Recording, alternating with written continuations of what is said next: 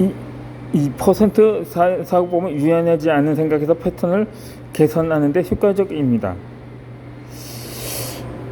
이 갈등이 있을 땐 너는 항상 그런 식이지 라고 말하기 전에 비슷한 상황이 10번 중에 몇 번이나 있었는지 생각해 보십시오. 항상 그렇지는 않았을 것입니다. 열심히 노력했지만 마땅한 결과가 나오지 않았다고 좌절하기 전에 목표를 100으로 봤을 때 현재까지 진행 상황이 몇 퍼센트 정도를 할 수 있을지 생각해 보시기 바랍니다. 정말로 단 1%도 진전되지 않았을까요? 분명 지난번보다는 조금이라도 진전되었다는 점을 발견하게 될 것입니다. 이 또 다른 예시로 상사가 화를 낼 때 나 때문인 활용률이 몇 퍼센트가 될지 생각해 보시기 바랍니다. 약간은 억울할지 모르겠지만 90%는 상사의 개인적인 사정 때문일 수도 있습니다. 이 마지막 훈련법은 가변적 해석법입니다. 어떤 문제 상황을 겪으면 문제의 원인과 결과를 나름대로 해석하게 되는데, 이때 늘 같은 원인과 결과를 짝짓는다면 고정적인 해석법을 쓰는 것입니다. 이 불안장애나 공포증을 겪는 사람들은 원인을 고정적으로 해석하는 경향이 많다고 합니다. 이 예를 들어서 사람들 앞에서 떠느라 발표를 잘 해내지 못한 경우, 나는 사람들 앞에 설 수 있는 사람이 아니라고 생각하는 것은 고정적인 해석입니다. 이 다음번에서 같은 원인이 나의 같은 결과인 사람들 앞에 설 수 없다는 것을 짝질 것이기 때문입니다. 하지만 여기서 이번에는 준비가 조금 부족했어. 이 부분을 잘 중지하면 나아질 거라고 생각하면 가변적 해석을 한 것이 됩니다. 가변적 해석을 통해서 인과관계를 유연하게 생각할 수 있다면 하나의 생각에 얽매이지 않고 앞으로 나아갈 수가 있습니다.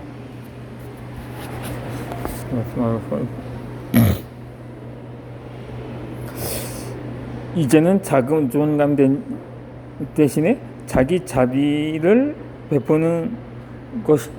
베풀어야 할 때입니다. 이것은 나를 증명해내야 한다는 압박감은 나의 오랜 동반자였습니다. 대학 입시에서 나름의 성공을 거둔 순간에는 처음으로 세상에게 인정을 받은 듯 했습니다. 따라서 이제는 그런 부담감을 내려놓아도 되지 않을까 싶어서 마음도 한결 가벼워졌습니다. 한동안은 조금 특별한 사람이 된 느낌에 처치해 살기도 했습니다. 그 시기에 내 자존감은 하늘을 찌를 듯이 높았습니다. 하지만 이게 웬걸? 꽉 채워진 자존감의 연료통은 빠른 속도로 줄어들어 갔던 거죠. 행정고시에 낙방한 뒤에 아무리 두드려도 열리지 않는 취업 시장의 냉정한 현실을 마주했기 때문입니다. 내가 살아오던 세상은 나에게 끝없는 증명을 요구했습니다. 도전하고 실패할 때마다 나의 부족한 점이라든가 나의 문제가 무엇인지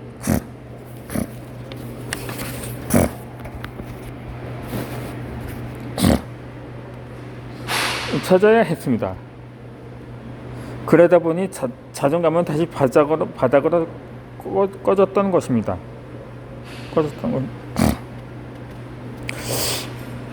그렇다고 키워질 자존감이었다면 애초부터 시도조차 하진 않았겠죠. 어딜 가든 자존감을 높이라고 이야기합니다. 이 심리학계는 수십 년 동안의 자존감이 무엇이고 어떤 긍정적인 효과가 있는지 연구해 왔습니다. 익히 알려졌듯이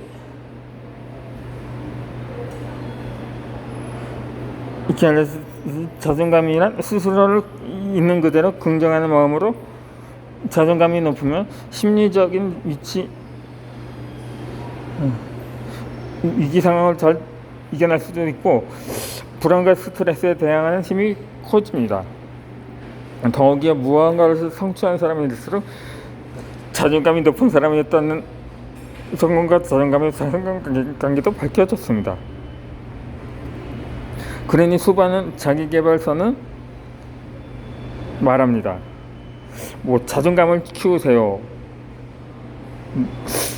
이런 식으로 말인데, 물론 자존감은 삶의 긍정적인 자세 가운데 하나이긴 합니다.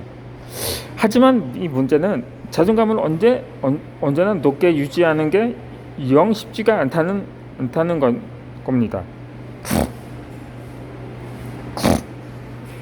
게다가 자존감을 키우라고 말하는 사람들이 빼먹는 사실이 있습니다. 이 자존감이란 말에 불안정합니다. 나 자신을 긍정하는 힘이 주변 환경의 변화에 쉽게 영향을 받는다면 어떻게 될까요? 일명 잘 나가던 사람들은 전과와 같은 지위와 명성을 잃어버릴 때 더 쉽게 무너져 내렸습니다. 있는 그들의 나 자신을 긍정한다고 했으나 긍정적인 완화관이 있는 나 자신을 긍정했기 때문입니다. 자존감이 결국 스스로를 대성하기에 최근의 성취에 민감하게 영향을 받습니다. 자신을 대상을 바라보는 미관은 시각에서 다뤄질 수가 없습니다. 앞서 말했듯이 우리의 사고는 분석과 판단을 숨쉬듯이 하기 때문입니다. 이처럼 자존감은 변덕이 심합니다.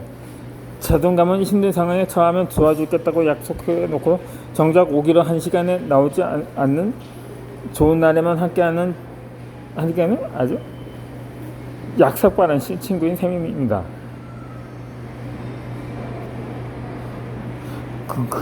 우리는 그렇게 늘 자존감을 높이기 위해 수많은 노력을 해왔습니다.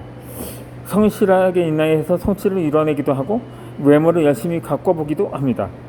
하지만 자존감을 높게 유지하기 위해서 꾸준히 해야 하는 일들로 지친다고 느껴진 적이 있지 않은가요? 이 다른 사람의 말 한마디에 그동안 애써 길러온 자존감이 한 번에 무너지는 경험이 있지 않은가요?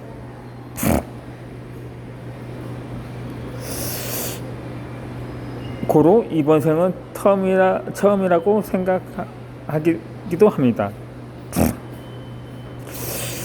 이 마음 챙김의 대가인 크리스틴 네프는 자존감의 대체제로 자비를 제안하면서 자기 자비는 당신이 좋은 사람인지를 따지는 것이 아니라 무엇이 당신에게 좋은지를 따진다고 말했습니다. 이렇듯 자존감을 얻기 위해서는 우리는 체크리스트를 만들고는 나 자신에게 매니악한처럼 질문을 던집니다. 나는 좋은 사람일까?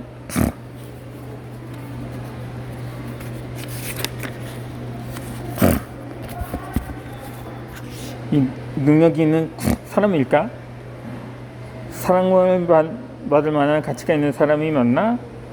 그리고 이러한 질문에 당당하게 대답할 수 있어야만 자존감을 선물로 받습니다. 하지만 자기 자비는 나를 대상이 아닌 과정을 바라보는 자세입니다. 우리는 태어나고 성장하는 과정에서 저충원을 겪으며 세상을 배워나갑니다. 사람들은 각자 고유한 인생이라는 과정 중에 있습니다. 이 과정은 지구상에 단 하나도 같은 것이 없기에 비교는 애당초 불가능합니다.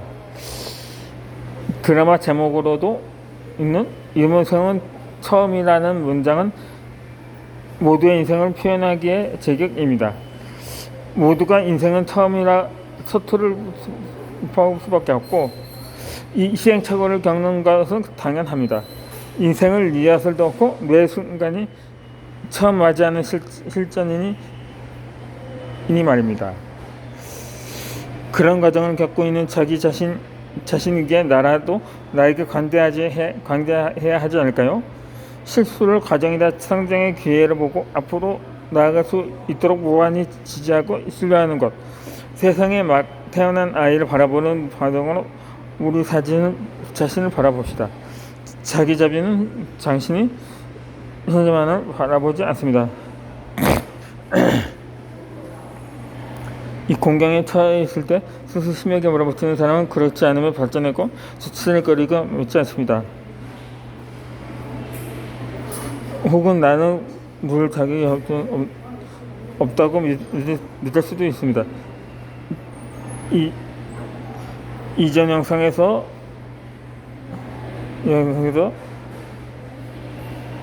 뭐라 그랬어? 내면의 비판자가 되보다는 드럼이 에너지의 주파수를 맞출 때 이러한 믿음을 갖게 됩니다. 이어서 설명했던 내면의 관찰자의 따뜻한 목소리의 주파수를 맞춰 보기도 합니다. 이렇게 자기 비판은 결국 내 자신이 내 편이 되어주지 않을 때에서 오는 문제입니다. 이 자기 자비는 결국 내가 나를 지지해주고 내 편이 되어주는 것입니다. 우리에게는 좋을 때는 나쁠 때는 한결같이 지켜주는 우직한 친구가 필요합니다.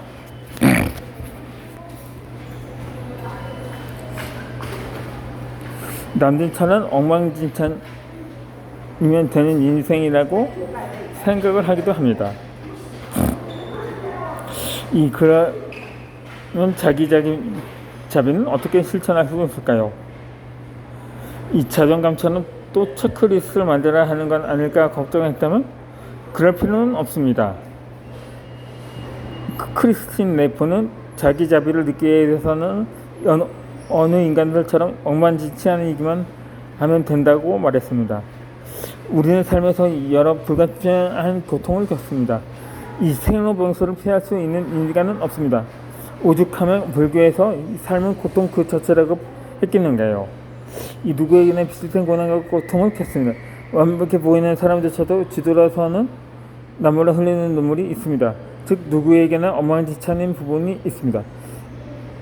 자기 자비는 모두가 그렇다는 것을 아는 것입니다. 이 고통받는 자가 자신과 타인을 연민의 마음으로 다독이는 것입니다.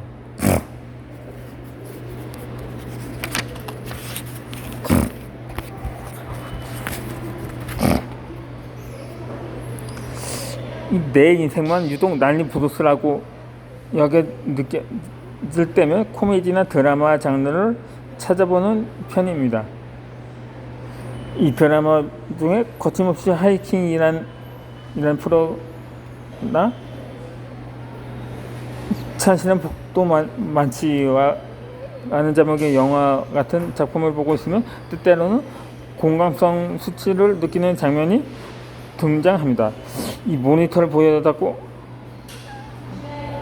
왜 저래 진짜 왜 그런 창피한 행동을 하는 거야 그러지만 너만 바보 된다고 외치고 마는 그런 장면들 우스꽝스럽고 비웃음을 살 만한 행동이었을지라도 마지막에는 그냥 크게 박장대소하고 웃고 넘기거나 콧물을 한번 솔직이거나 툭툭 달리해서 일어나는 등장인물들을 보면서 왠지 모르게 마음이 편해집니다. 그래 저러면 되는 거라고 하면서 말입니다. 이 작품 속 주인공들이나 나처럼 모든 사람이 자기만의 과정에서 최선을 다하고 있다는 사실을 믿으면 저절로 된 자비의 마음이 길어집니다. 내가 이거 보이지? 뭐도 고통 마음을 값이 고통스럽 나를 그러니까 고통스럽기 않기를 라는 마음을 가집시다.